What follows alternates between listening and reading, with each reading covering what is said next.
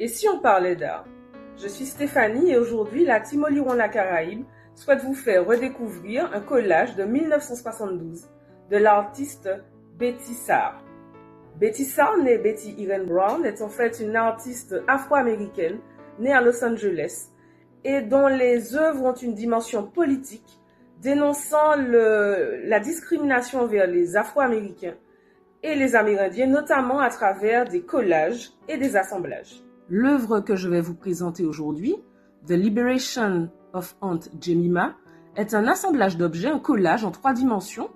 Au centre, on voit planter sur des boules de coton la figurine caricaturale d'une cuisinière qui tient un balai d'une main et un fusil de l'autre. Et puis la carte postale d'une maman avec un bébé à califourchon sur la hanche qui lui sert de tablier. Sur sa jupe, on voit un point qui est symbole du Black Power. Et cet assemblage est placé dans une boîte dont le fond est tapissé de l'image d'une femme noire au sourire éclatant. Le personnage central du collage, Aunt Jemima, Tante Jemima, est en fait une reproduction de l'effigie d'une marque de sirop, de crêpes et de produits pour le petit déjeuner.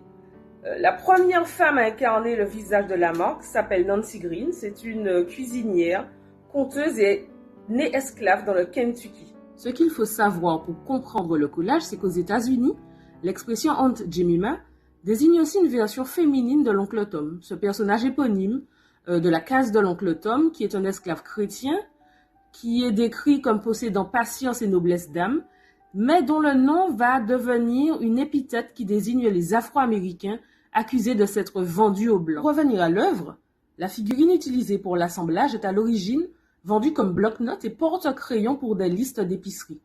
Au lieu d'un crayon, l'artiste va placer un pistolet dans la main de Aunt Jemima, lui donnant ainsi de la puissance.